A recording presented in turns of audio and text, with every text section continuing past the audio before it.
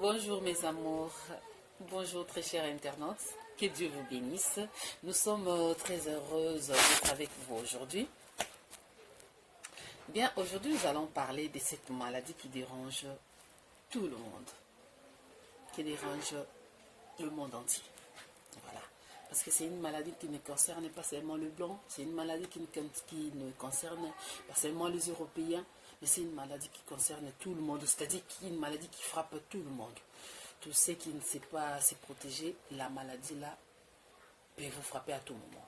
C'est pourquoi on demande à tous de nous protéger. Et aujourd'hui, là, nous avons voulu vous montrer un élément. Il y a une vidéo qui s'est passée du lundi 13 avril jusqu'au jeudi 16 avril.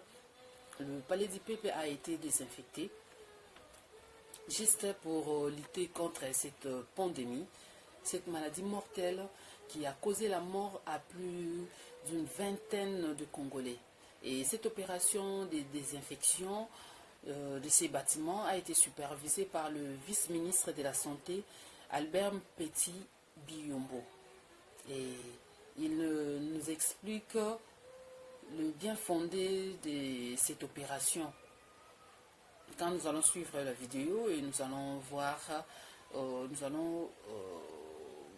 voir comment ça s'est passé et nous allons comprendre que cette maladie est vraiment réelle et que c'est important de se protéger.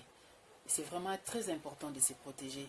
Et si à mesure possible, nous pouvons aussi désinfecter nous aussi nos maisons, parce qu'il nous a aussi été demandé de désinfecter partout où nous touchons, partout où nos mains ont l'habitude de toucher dans nos maisons, des serrures, des fenêtres, des portes, tout est là.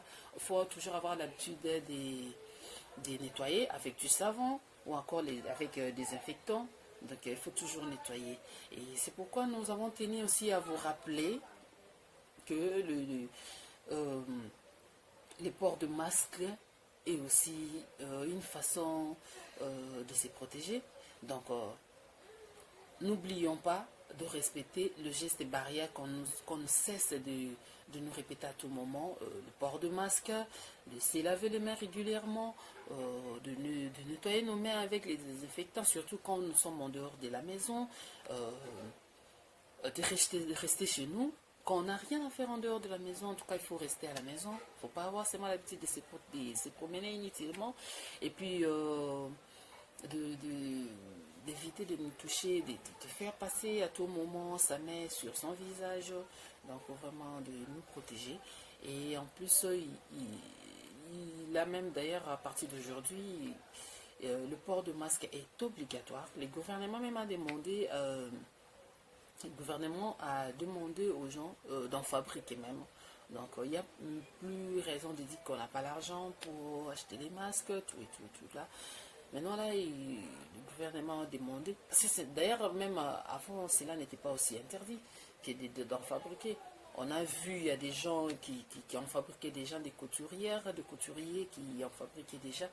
Donc fabriquons-nous des masques, portons ce masque, ne négligeons rien. Et d'ailleurs, même quand on porte ce masque-là, ça ne coûte rien, mais plutôt nous gagnons plus parce que nous protégeons nos proches aussi. Donc, ne négligeons pas cette histoire. Mais à Kinshasa, on aura tout vu.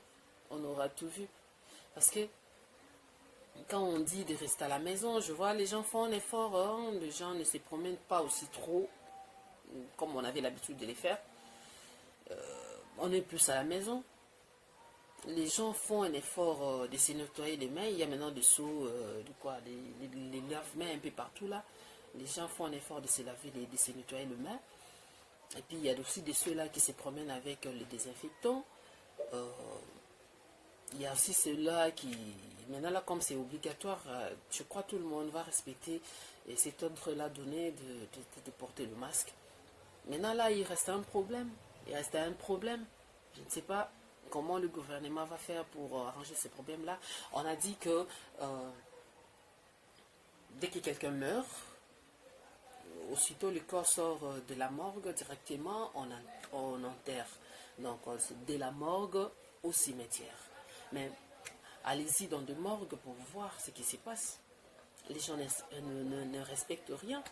Oui, on sait, quelqu'un est mort, on s'y rend peut-être pour récupérer un parent, un ami, un frère. On est toujours accompagné, mais il faut voir.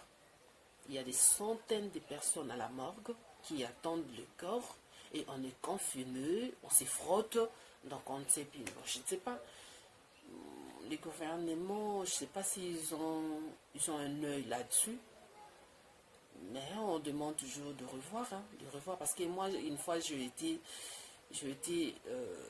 assister un ami qui a perdu sa belle-sœur. Bon, comme le corps n'est plus exposé à la maison, on est maintenant obligé de suivre soit la personne à la morgue, parce que dès que vous quittez la morgue directement, le corps se dirige vers le cimetière. Et arrivé à la morgue, nous, comme on est déjà avertis, on est déjà instruits, j'avais mon masque avec moi, j'avais les désinfectants, mais arrivé à la morgue, je vous assure, ce qu'on a vu, oh non, non, non, non, non, non, non, non, c'est impossible. En tout cas, nous devons faire un effort. Je me suis dit, bon, je savais que ça allait être ainsi. J'allais même appeler l'ami de téléphone. Non, tu vois, en tout cas, sois fort, que Dieu vous assiste. Voilà, je reste à la maison. Les gens sont là sans masque. Ils sont là sans masque et on se parle, on ne sait même pas garder les distances. Vraiment que Dieu nous vienne en aide. Dieu nous vienne en aide. Donc nous vous demandons vraiment de nous protéger. Parce que si le bâtiment, si déjà le gouvernement prend déjà des précautions d'assainir l'immeuble intelligent, il y a le palais du peuple qui va être... D'abord, l'immeuble intelligent a été désinfecté, il y a maintenant le palais du peuple qui vient d'être désinfecté. Alors, pourquoi ne pas nous également désinfecter nos maisons? Je sais que vous direz qu'il y a désinfecté les maisons avec quoi? Allez louer les appareils là qu'ils ont désinfecté. Non, non. Oh, il faut toujours nettoyer la maison. On sait comment on nettoie la maison avec des citrons. Vous pressez les citrons dans le petit seau là où vous passez les serpillères. Donc c'est aussi une façon de nettoyer la maison, de désinfecter la maison. Nous savons aussi que les citrons, c'est bien pour désinfecter même le corps, même la maison. Donc c'est pas vraiment l'hygiène là, on ne parle pas de l'hygiène, mais on aide seulement pour savoir qu'il faut vraiment désinfecter la maison. C'est vraiment important.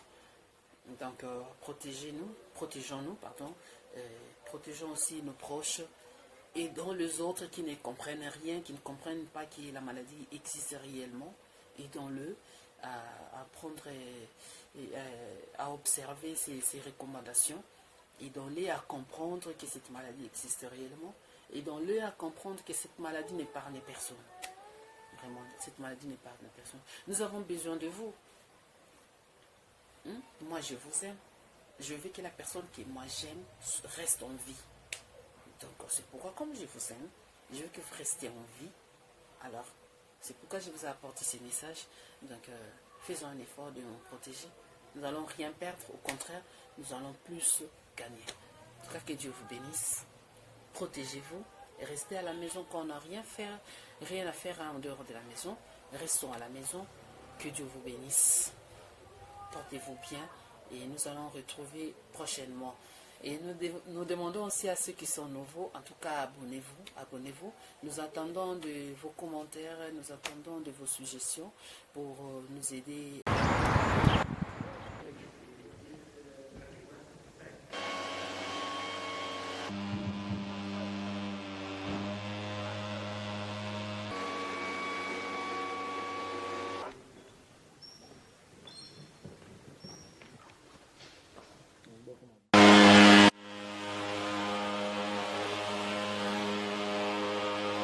Lorsque j'ai été instruit par son Excellence, Monsieur le Premier ministre, de venir désinfecter ce grand bâtiment, le Palais du Peuple, qui n'a jamais été désinfecté d'ailleurs, depuis qu'il a été construit.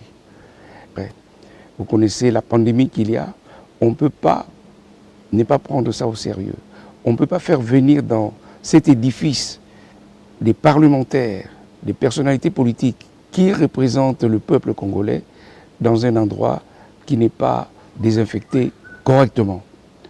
J'ai tenu et j'avais prévenu son Excellence, Monsieur le Premier ministre, que je vais suivre cela à la lettre.